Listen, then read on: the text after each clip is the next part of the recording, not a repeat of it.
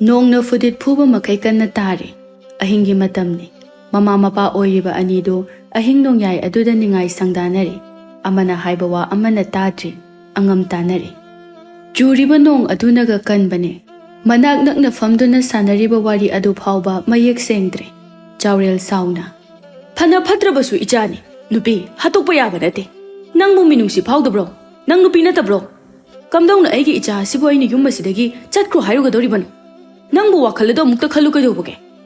Asuk phana hairakpa nupa magi wasibu tasengna thawoide. Ibe haibi magi oiba wakhalon amada lay.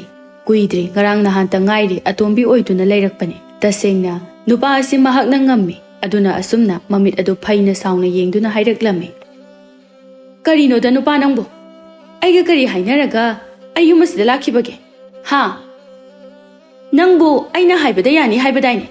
Aduga karigi haujingna aina haiba yajiba. Natraga aise yumda hankro haibra. Aina ikai ikipumba thadokduna nangi natung ile. Aise atomi oiningdi khangaba. Asi haiduna amuk kapsinne. Kappabani saduna chaurel amuk sunungaitaba phauzai. Ngayak asidadi magi nupi nungshibana henduna asumna amuk hairaklammi. Aiwa haigase munna tausi. Nangbu nungshidabagi nati yengoi. Icha nupi Sakhenbi ase. Leishabi macha haibudo pharakli. Chahi 12 sure. Aduna matam khara leise khisanu. Khara leiragadi mayum adum panki gadorabani. Natrabadi nang aise miyama mangda phattaba tagadoribani. Macha nungsiba khangdaba tagadoribani. Achumbani mapuriba mahakna hairakli aduna amuksu tumin leirame. Ibi haibi tapna makha taraklame. Hoi hoi adu oiragadi phari. Matam kharaga amuk leiraga aigi su icha amadi yauraklani. Kaidonige pharese Tomasinupa. Asi haiduna makhoi matai manau anidu tummi somda thangnaba ka aduda mama kaina kiba kuidribi Sakhenbi itha thajadana mapane yumasida mama tona mapuduna lakpa asida mathwai nungaitana tumba yada onna thoina khangduna leiredo. Chahi angang oijarabasu wakal mapung phare taibangi aphapata mayek sengna khangle. Ngasigi taibang asida leiriba macha pumba mamabu loina nungsido. Mamabu kaina ningba kanasu yaude. Sakhenbi mamabu ningsingja kaptuna leirame. Ima. Kaigino imana. Nacha ibu thadoktuna chatliba. Aigi ima leiji. Ngasidi ima. Nang halo ima. Aigi naktala o. Kapjai haiba khaktane. Taibang thadoktuna chatkraba kana amana ngasigi taibangda amuk hana halakpa leitedo. Angango oire kaptuna leiramduna. Sakhenbi isisina tumthakre. Asumna numit asima haukre. Thangnabagi ayukta ikhang khanghaudana lakpa nonghogum kanna saptra ama tawduna kaurakpa mamatongi mataw aduda tumduna leiramba Sakhenbi khangladuna mamit khangpang panglai. Tarai amuksu mamatona kanna kauribado. Ho numitse waton yaure hogolo thenge yum masida thabak loisinaba minay amata leitiye. Asumna kaurakpada Sakhenbi ngauri phairi tawduna fuk haugatuna ka adudagi mapan mangolomda thoraktuna isorbu khurumjai. Mangol machi amadana mamatona du saunu makhwang metuna leirami. Mamatongi leiriba mawong aduda akiba suphawi mabu phugadra haiduna. He Sakhenbi aise kanano ha aise kanano haiba. Khudom bithilladuna khangkhang hanglakpa wahang ama khakne. Mamaton mahakna asumna hanglakpa aduda khumpham he khangde. Adubu kumdaba yade khalladuna latli tauna mamaton mangonda tathak yengna kina asumna khumlai. Imaton. Ibe haibi sauna yengna makha amuk taraklame. Adu oirabadi nang aina haiba inba mama thau tadabra. Ha. Kaigino nangna aina haiba tadribase. Angang ama oirabadi nang yahau nganba ama mathau tadabra ha. Hoi maton. Ai hayingdagi nganjarage. Imatona haiba ay adum yarage. Adunane yam thuna chalo. Sumang mangol ase waisir wairam tawrujo chalo. Adugane napa asina thabak chatpa nangnaba chak ising amuk prap thong. Sakhenbi hoi haibagum na makok adu nomi. Ahenba wa haide anganga oibaga. Mamaton buki duna hairiba pumba angang oiribi mahakna ngamnanaba tawrami. Aduga minungsi machet ama phawba phawdaba amagum. Ibe haibi mahakna nungaina ningaidana leirami. Thabak punamak loirabada Sakhenbi irujananaba haiduna makhoigi maninglomda leiba pukri adugi manakta lai. ꯄꯨꯈ꯭ꯔꯤ ꯃꯄꯥꯜ ꯑꯗꯨꯗ ꯐꯝꯗꯨꯅ ꯋꯥꯈꯜ ꯀꯌꯥ ꯀꯌꯥ ꯑꯃ ꯈꯟꯗꯨꯅ ꯂꯩꯔꯝꯃꯤ꯫ ꯅꯤꯡꯁꯤꯡꯕ ꯃꯍꯥꯛꯇꯤ ꯆꯤꯛꯂꯕ ꯃꯇꯝ ꯈꯛꯇꯗ ꯍꯦꯟꯕꯅꯤ ꯆꯩꯅꯥ ꯄꯤꯕ ꯑꯗꯨꯅ ꯑꯗꯨꯉꯩ ꯃꯃꯥ ꯂꯩꯔꯤꯉꯩ ꯃꯍꯥꯛꯄꯨ ꯅꯨꯡꯁꯤꯅ ꯂꯨꯅ ꯇꯧꯕꯤꯈꯤꯕ ꯃꯌꯥꯝ ꯑꯗꯨ ꯃꯊꯪ ꯃꯊꯪ ꯅꯤꯡꯁꯤꯡꯗꯨꯅ ꯍꯤꯛ ꯍꯤꯛ ꯀꯞꯆꯩꯗꯣ꯫ ꯀꯞꯂꯤꯉꯩ ꯍꯧꯈꯤꯕ ꯃꯇꯝꯁꯨ ꯈꯪꯍꯧꯗꯦ ꯃꯃꯥꯇꯣꯟ ꯑꯗꯨꯅ ꯃꯍꯥꯛꯀꯤ ꯅꯥꯀꯟꯗ ꯂꯦꯞꯇꯨꯅ ꯑꯁꯨꯝꯅ ꯈꯪꯍꯥꯏ ꯍꯥꯏꯔꯛꯏ꯫ ꯀꯩꯗꯧꯔꯦ? ꯑꯃꯨꯛ ꯀꯞꯇꯨꯅ ꯂꯩꯔꯕꯗꯤ? ꯊꯕꯛ ꯈꯔ ꯇꯧꯍꯟꯕꯒꯤ ꯅꯪꯅ ꯑꯃꯨꯛ ꯀꯞꯇꯨꯅ ꯂꯩꯔꯕꯗꯤ ꯀꯝꯗꯧꯅꯤ? ꯍꯥ? ꯑꯩꯅ ꯅꯪꯕꯨ ꯌꯥꯝꯅ ꯑꯣꯠꯄ ꯅꯩꯕ ꯃꯥꯜꯂꯣꯏꯗ꯭ꯔꯕ? ꯀꯟꯅ ꯑꯁꯨꯝꯅ ꯍꯥꯏꯔꯛꯄꯗ ꯐꯝꯗꯨꯅ ꯂꯩꯔꯝꯕꯤ ꯁꯛꯍꯦꯟꯕꯤ ꯏꯊꯛ ꯊꯛꯀꯠꯇꯨꯅ ꯐꯨꯛ ꯂꯥꯎꯅ ꯍꯧꯒꯠꯂꯤ ꯑꯗꯨꯒ ꯇꯞꯅ ꯈꯨꯝꯃꯤ꯫ ꯏꯃꯥꯇꯣꯟ, ꯅꯪ ꯁꯥꯎꯒꯅꯨ. ꯅꯪꯅ ꯁꯥꯎꯕꯗꯣ ꯑꯩ ꯌꯥꯝ ꯀꯤ. ꯑꯩꯗꯣ ꯏꯃꯥꯇꯣꯟꯅ ꯊꯕꯛ ꯇꯧꯍꯜꯂꯦ ꯍꯥꯏꯗꯨꯅ ꯀꯞꯄ ꯅꯠꯇꯦ. ꯑꯩꯗꯣ ꯑꯩꯒꯤ ꯂꯩꯈꯤꯗ꯭ꯔꯕ ꯏꯃꯥꯕꯨ ꯅꯤꯡꯁꯤꯡꯗꯨꯅ ꯀꯞꯄꯅꯤ꯫ ꯋꯥꯍꯩꯁꯤ ꯍꯥꯏꯔꯒ ꯑꯁꯥꯎꯕ ꯑꯗꯨꯕꯨ ꯐꯒꯗ꯭ꯔꯥ ꯍꯥꯏꯅ ꯈꯟꯕꯅꯤ ꯑꯗꯨꯕꯨ ꯍꯦꯟꯅ ꯁꯥꯎꯅꯅꯕ ꯃꯆꯥꯛ ꯑꯃ ꯑꯣꯏꯔꯝꯃꯤ ꯑꯗꯨꯅ ꯁꯥꯎꯅ ꯈꯨꯝꯃꯤ ꯏꯕꯦꯍꯥꯏꯕꯤ꯫ ꯀꯔꯤꯕ? ꯍꯥ? ꯁꯤꯈ꯭ꯔꯕ ꯅꯃꯥ ꯑꯗꯨ ꯅꯤꯡꯁꯤꯡꯉꯦꯕ? ꯍꯩ, ꯑꯩꯁꯦ ꯍꯧꯖꯤꯛꯇꯤ ꯅꯪꯒꯤ ꯅꯃꯥ ꯑꯣꯏꯔꯕꯅꯤ ꯈꯪꯉꯕ? ꯁꯤꯈꯤꯕ ꯅꯃꯥ ꯑꯗꯨꯗꯤ ꯍꯜꯂꯛꯂꯔꯣꯏ. ꯑꯃꯨꯛ ꯍꯟꯅ ꯍꯜꯂꯛꯂꯔꯣꯏ. ꯑꯗꯨꯅꯅꯦ ꯀꯞꯀꯅꯨ ꯈꯪꯉꯦꯗꯅ? ꯑꯗꯨ ꯑꯣꯏꯔꯁꯨ ꯅꯪꯗꯤ ꯑꯩꯕꯨ ꯅꯨꯡꯁꯤꯕꯤꯔꯤ. ꯊꯤꯅ ꯊꯤꯅ ꯇꯧꯒꯗꯕ ꯃꯥꯜꯂꯤ. ꯑꯩꯒꯤ ꯏꯃꯥꯗꯨꯗꯤ ꯌꯥꯝꯅ ꯐꯩ. ꯑꯩꯕꯨ ꯌꯥꯝꯅ ꯂꯨꯅ ꯇꯧꯕꯤ. ꯅꯪꯗꯤ ꯇꯧꯔꯣꯏ. ꯈꯪꯍꯧꯗꯦ ꯋꯥꯍꯩ ꯑꯗꯨ ꯍꯥꯏꯕ ꯂꯣꯏꯔꯛꯄꯗ ꯃꯃꯥ ꯃꯍꯥꯛꯅ ꯃꯉꯣꯟꯗ ꯗꯝ ꯗꯝ ꯂꯥꯎꯅ ꯍꯦꯛꯇ ꯐꯨꯗꯔꯛꯂꯝꯃꯤ꯫ ꯃꯃꯥꯅ ꯑꯁꯨꯝꯅ ꯐꯨꯔꯛꯄꯗ ꯑꯉꯥꯡꯒ ꯑꯣꯏꯔꯦ ꯁꯛꯍꯦꯟꯕꯤ ꯅꯣꯡ ꯈꯣꯡꯕꯒꯨꯝꯅ ꯍꯤꯛꯅ ꯍꯤꯛꯅ ꯃꯈꯣꯜ ꯊꯣꯛꯅ ꯀꯞꯆꯩꯗꯣ꯫ ꯑꯁꯨꯝ ꯇꯧꯗꯨꯅ ꯃꯇꯝ ꯃꯍꯥꯛꯇꯤ ꯈꯪꯍꯧꯗꯦ ꯈꯔ ꯆꯩꯅ ꯈꯔ ꯐꯨꯅ ꯇꯧꯗꯨꯅ ꯂꯩꯔꯛꯄꯅ ꯆꯍꯤ 4-5 ꯍꯧꯈꯤꯕ꯫ ꯂꯩꯁꯥ ꯄꯨꯡꯀꯛ ꯐꯥꯗꯨꯅ ꯂꯩꯔꯝꯕꯤ ꯁꯛꯍꯦꯟꯕꯤ ꯂꯩꯁꯥꯕꯤ ꯑꯆꯧꯕꯤ ꯍꯥꯏꯕꯗꯣ ꯑꯣꯏꯔꯝꯃꯤ꯫ ꯆꯍꯤ ꯈꯔ ꯑꯁꯤꯗ ꯏꯕꯦꯍꯥꯏꯕꯤ ꯃꯍꯥꯛꯀꯤ ꯃꯆꯥꯅꯨꯄꯥ ꯑꯃ ꯐꯪꯖꯔꯝꯃꯤ꯫ ꯃꯆꯥ ꯑꯅꯤꯁꯤ ꯐꯥꯎꯕ ꯑꯃꯠꯇ ꯑꯣꯏꯕ ꯃꯤꯠꯌꯦꯡ ꯌꯦꯡꯂꯝꯗꯦ꯫ ꯑꯃꯅ ꯅꯨꯄꯥꯅꯤ ꯍꯥꯏꯗꯨꯅ ꯂꯨꯝꯅ ꯂꯧꯔꯝꯃꯤ, ꯅꯨꯡꯁꯤꯅ ꯇꯧꯔꯝꯃꯤ, ꯑꯗꯨꯒ ꯃꯆꯥꯅꯨꯄꯤꯕꯨꯅ ꯄꯣꯛꯇꯕꯅꯤ ꯍꯥꯏꯗꯨꯅ ꯊꯤꯅ ꯇꯧꯔꯝꯃꯤ꯫ ꯅꯣꯡꯃꯒꯤ ꯃꯇꯝꯅꯤ꯫ ꯍꯥꯏꯅ ꯇꯥꯅ ꯌꯥꯗ꯭ꯔꯕ ꯌꯨꯝ ꯑꯁꯤꯒꯤ ꯄꯤꯕꯥ ꯑꯃꯈꯛ ꯌꯥꯎꯖꯕ ꯂꯥꯛꯄ ꯑꯗꯨ ꯑꯌꯨꯛ ꯑꯗꯨꯗ ꯅꯤꯡꯉꯥꯏ ꯇꯧꯔꯝꯃꯤ꯫ ꯌꯨꯝꯁꯤꯗ ꯂꯩꯕ ꯃꯤꯅ ꯂꯩꯕ ꯉꯝꯂꯔꯣꯏꯗꯕ ꯄꯣꯠꯁꯛ ꯑꯃꯕꯨ ꯄꯤꯌꯨ ꯍꯥꯏꯗꯨꯅ ꯃꯃꯥꯒ ꯃꯧꯄꯥꯒꯅ ꯀꯟꯅ ꯂꯥꯎꯅꯗꯨꯅ ꯁꯥꯟꯅꯔꯤꯕ ꯋꯥꯔꯤ ꯑꯗꯨ ꯍꯣꯏ ꯃꯥꯏ ꯀꯩꯁꯨ ꯍꯥꯏꯗ ꯇꯨꯃꯤꯟꯅ ꯇꯥꯗꯨꯅ ꯂꯩꯔꯝꯃꯤ꯫ ꯂꯥꯛꯄꯅ ꯑꯁꯥꯎꯕ ꯈꯣꯟꯖꯦꯜꯗ ꯍꯥꯏꯔꯤ ꯑꯁꯨꯝꯅ: ꯑꯩꯒꯤ ꯑꯅꯤꯡꯕ ꯊꯨꯡꯍꯟꯕ ꯉꯝꯃꯣꯏꯗꯕ ꯑꯣꯏꯔꯗꯤ ꯀꯩꯒꯤꯅꯣ ꯑꯩꯕꯨ ꯌꯨꯝꯁꯤꯗ ꯄꯣꯛꯄꯤꯔꯝꯂꯤꯁꯤꯕꯣ?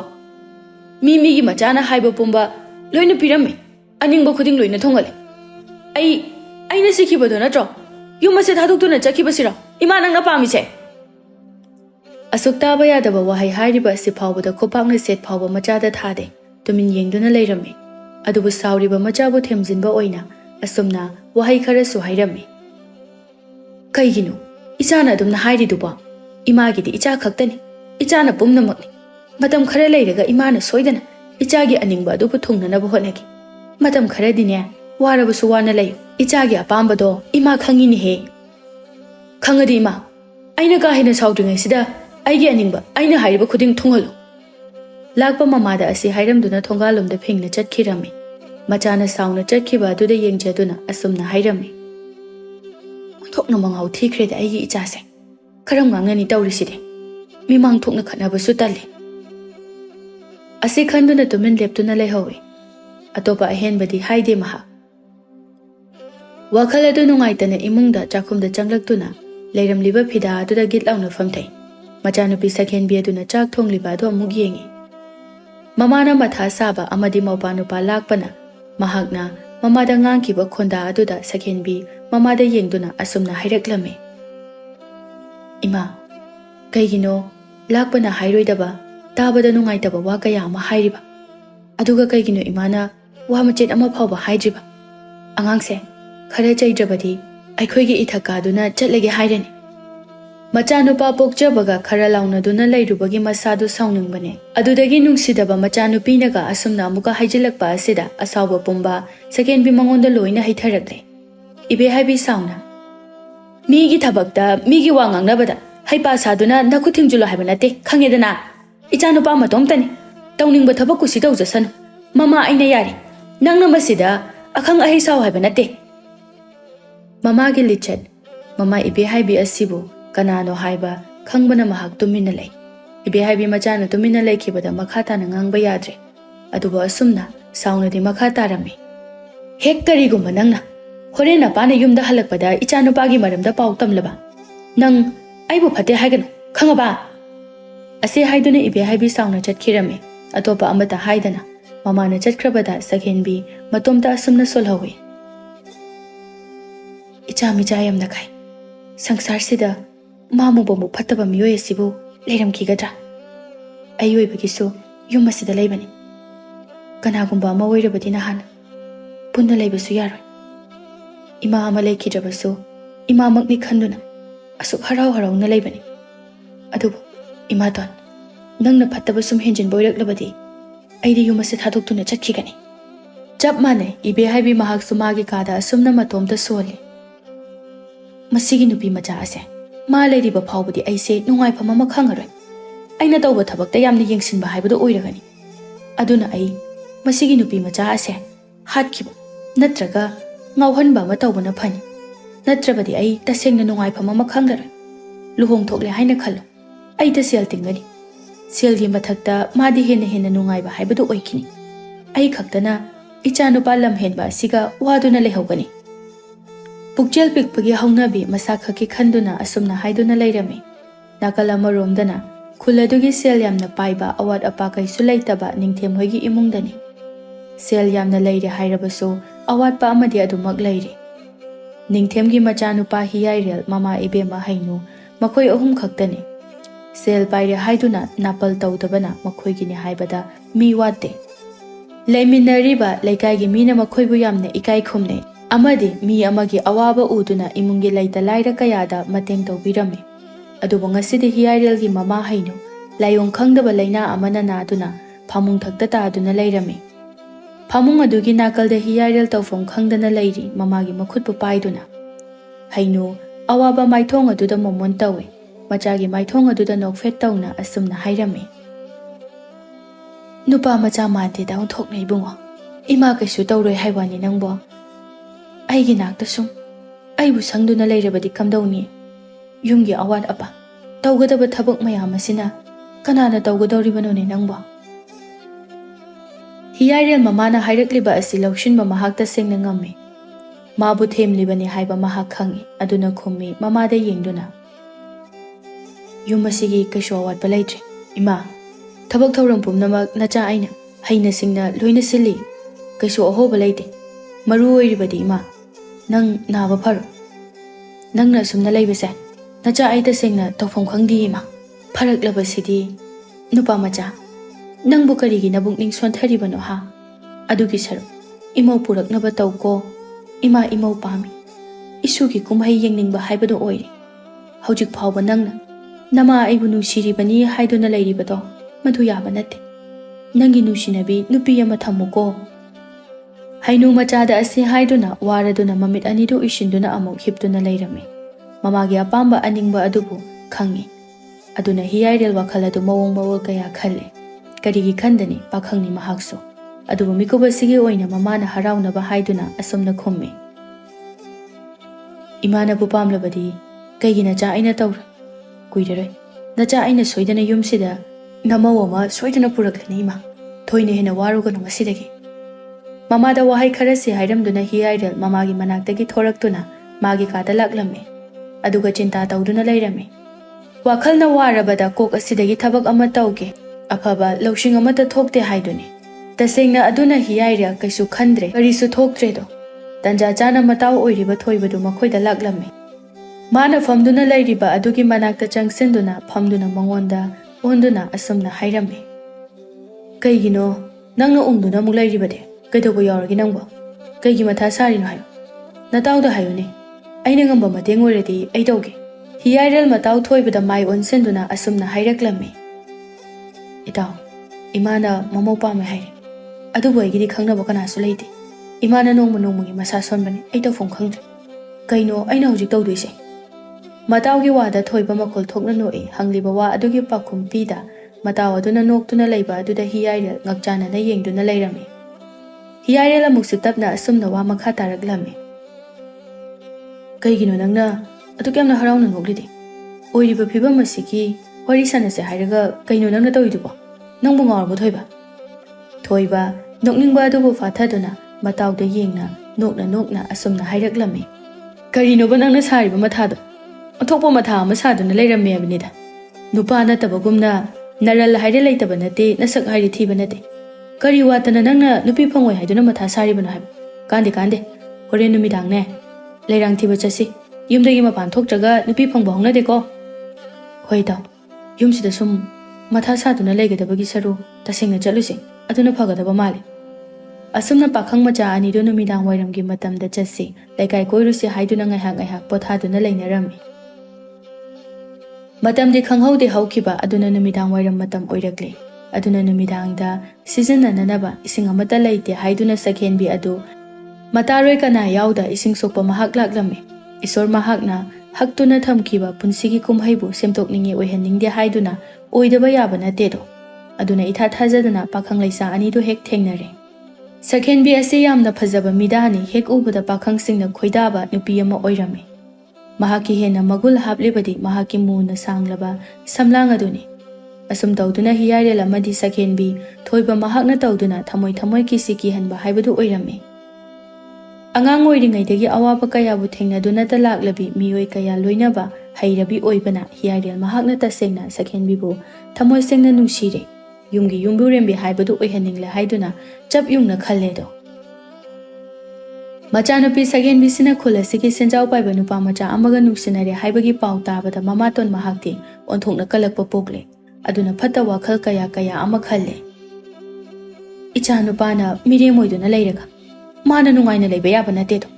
Aduna ai mase amaibi ama tanaduna. Hekta ngawhallagi. Maduna pharagani. Asumna ibe haibi mabukningda machanupi asibu ngawhallagi haina khanduna kana ama khanghandana lona tuminna amaiba ama unaba laklame. Phattaba miyoi masendi wakhalon manai haibaduni. Oja maiba phattaba adusu ibe haibi mahakna haiba adubu harau yaramido. Nangna hairiba adudine. Aigi khwaidagi khut chanaba thabak ama. Khudakta hekta ngawhanba ngame. Tawbadabu seldi khara chaw. Nangbu aigi sel piba ngamgadawribro. Thabak asidabu mai paklabadi oja ai soidana. Nangna hairiba adu pizagi. Ngasima hekta tawbiyu. Asumna nupa nupi oiba anido watanare. Haizaba kaya putoktuna thabak adubu mai paknanaba tawrami. Numidangi matamni. Tumduna leirambi Sakhenbi ngasaya changbada maiba aduna tawkiba thawong aduna maram moiraga ahing ado mamit kakla ama phawbo usinba ngamde makok adu yamna ngawrame. Aphaba mahai chage aphaba thabak tawge hairabadi matam changi hotnaba lepa yade. Adubu phattaba thabakti khudakta mai pai. Phattabadi adu makchumme haiduna. Aduna Sakhenbi hojikti Angaobi taibang lonchat kawrabi haibadu oire. Nongmanini asida machanupigi mawong matawda ahongba kaya mapa oiriba mahakna ure mahakti machabu nungsiba kaubana yengba ngamde aduna karino kamdawbano haiba ama khangnanaba layengnaba magi nupida wa hodokjarame. Mama ija asi kainu khangdre aduna nangna maiba oigera maibi oigera kauduna layengnaba tawsi. Magi matawse laitin gumba oknaba male. Asumna kuina thamlabadi afaba ama oiraroine nangba. Mapuroiba chawralgi wahaida ibe haibi mapuroibada mamit adu phaina yengi. Aduna asumna khumbi. Ho ngamjadre. Masigi matam amu kaithokpaga ne aidi ngamjadre. Pharabasu phatrabasu nachanatro nangsu layengu kaino. Magidamak aina amuk matam kaithokpa haibadudi ne oidraba wani. Aina icha si layengnaba khuchatchatuna leirabadi. Yumsigi chakhum mai mutpatabani. Nangbu kaino wakhaldo amta khallune nangba. Ho nang so adu khaladi to chalunu matam khara su ngawna phaina leizarasanu kanana khangbono tawsanaba amu oiramlabadi aina yumgi mateng khara tawhali haiduna tawsinaba oirini magi se chawrel maga nupi ga ngangnaba wasi oiraroi haiba khangladuna mahak tumin leire adubu macha nupi asimadi mahak layengba pame magi nupi ga ngaihak awaya kum tawraga chawrel macha nupi Sakhenbi gi manakta laklame mapana magi manakta laklibadu mahak khangde Pitana thalaba midyang ama yengduna sumna nik lauba khonjel da hairi mapa oiriba mahakna. Ipagi bema, Sakhenbi, karino ichana tawriba matawase. Nang ipabu masak khangdrabaro. Ha, nang ipabani ni aise. Sakhenbi masamana ipa phaduna makhut anido suru naiba sanaduna asumna mapada yengduna khumi. Kaino hanuba nangna hairido ha. Ai nang kanano khangde. Jeng piyo hairasu ai jeng laite Chalo, nasa tuwing di. Ipagi bema. Kaino nang nahayridubo? Ha? Nang ipabu masak khangdrabaro? Ipa, ichagi na phamda cheng piu haydiye. Sakhenbi mapana hayribadu tade. Masamadubu hotuna. Yamna tawfom khangdana layrami. Hek ubada Sakhenbi Angaobi da Angaobi male. Nupa oijarabusu chaurel machagi matawbu yengba ngamdraduna makholdi thokta kaptuna layrami. Machanupi asina ngauna phaina layba asida ibe haibi maning thongba haibadu oirami. Aduna mahak tumina karisu udaba amadi karisu khangdaba amagumna layrami. Kuina na aduna layrambi hiyarel mahaki apokpi mama adusu haujikti anaba adubu pharami. Aduna macha adubu luhongnaba haiduna wari tawrami. Hainu machanupa hiyarel da yengnuna. Ichana khangnai hairiba nupi macha adubu kanano imada hayudana. Ima mangol kaba chatlagi. Lakliba phairen tha asida luhongnaba.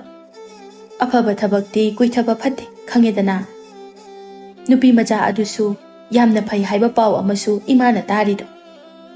Mama ge wada mama na Sakhenbi mahakpu pamjare mama woibada yaningle haiba asima mayek sengna khangledo. Aduna tumina mabukningda haraujarami. Hiyarel tapna asumna khummi. Mina pangai hainaba mawiramlabadi kamdawni. Imana chatuna hekta yengbiu. Nachagidi atopa hainingai walaite ima. Ichanabu adumna hek hairabanina ai hayeng nupi machadugi mayumda chalugi. Adubu imung manung afaba nungaibagi watanagi. Ichanupa matomtani chauna luhong thoki. Asumna hainarami mama macha anido. Haikiba khankiba thabak thauram tawdana toktabi hainubi aduna thangnaba numitta lekaida hangduna Sakhenbi khoigi yumda laklami. Sakhenbi mahakti tasengna Angaobi haibadu oirabanina mi ama lakliba asi kanano haiba mahak khangdre. Magi thokpa ama lairibane. Yumda mi lakpada ibe haibi makok maru ipa phatuna thoraktuna asumna hairami. Kana oibirabano amukta haibiyo aina di khangzadre. Ayuk anganbasida hekta lakbiribusibu kari thabak leibirabano. Hainu lakminariba nupi aduda mamit adu yengi aduga tapna momon tawduna asumna khummi. Yum masibu Sakhenbi khoigi yum natabro. Khangprek he khangi machanupi hanglakpada ibe haibido. Masana asoiba thabak ama tawruba oibana. Adubu khumdaba yade khanduna pakhaliba adu phathaduna nungaitaba saduna nungaitana khumlae. Makhut aduna Sakhenbi da makhut thinduna. Hoi, chummi. Yumase aigi ichagini. Masani asida lairiba asina. Ichase khanghaudana Angaobi haibado oire. Mama aisu laitaba oibana ichase layengba ngamdaduna lairi. Ingak ngagle. Yum onarabra natraga mi onarabra haina khalle. Adubu mapal thongdadi uthokte. Tumina lairami. Khumdaba yadaba adugi khakta khumlae asumna. Lekai asida Sakhenbi kauba atopa midi laitabro. Aigise yum onaba male amukta chacharukhige. Hoi hoi phani ai sum leija hauragi.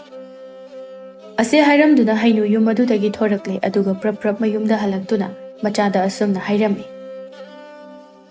Namit tangbu sunate karino haiba nangna tawribase. Nupi macha Angaobido natrabadi nang nupi amata laitrabraba.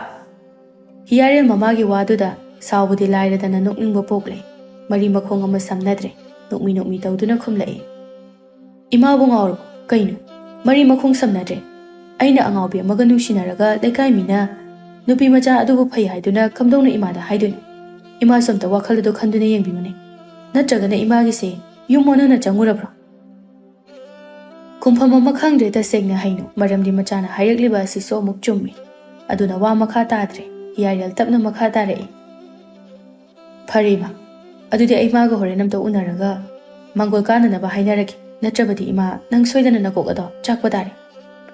Mamada asumna hairami aduga hiyarel Sakhenbi mahaka unanaba honai adubu unaba phangde. Mamana mangoda haikiba adu mukta sengna thokpa asida mahak tawpham ama khangdre aduna tumina lairami. Mataw thoibaga kaidawsige haiduna wakhal adu chungsinaduna lairami. Khanba yaba khalaba matungda thoiba matawda yengduna asumna hairaklami.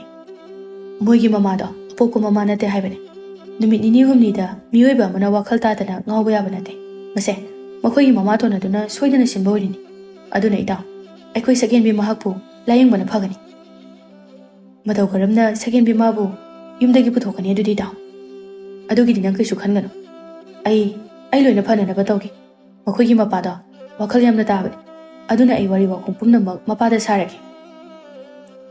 Asum tawduna thoiba mahakna mapa Chaurel ga wari watai kaya ama sarami. Mapa oiriba Chaurel mahakso hairakliba yaninglami aduna Sakhenbi mahakpo Yaril mahakta sinarami. Hainu machagi aningwa apamba sitadi thunghalage haiduna laizaba pumnamok puthokduna Sakhenbi mahakpo laying birami. Asumna laying bana maram oiraga hojikti Sakhenbi ngauna phaina leiramba hojikti mahausagi punsida halakba haibadu oirami. Hainu amadi Chaurel onsinaduna wari tawrami. Hainu na asumna hairami. Icha hasina asumna ngauna phaina leiribase somgi loinabi adugi khutnani. Aduna nupi macha ase yumaduda leirabadi afaba oiraroi.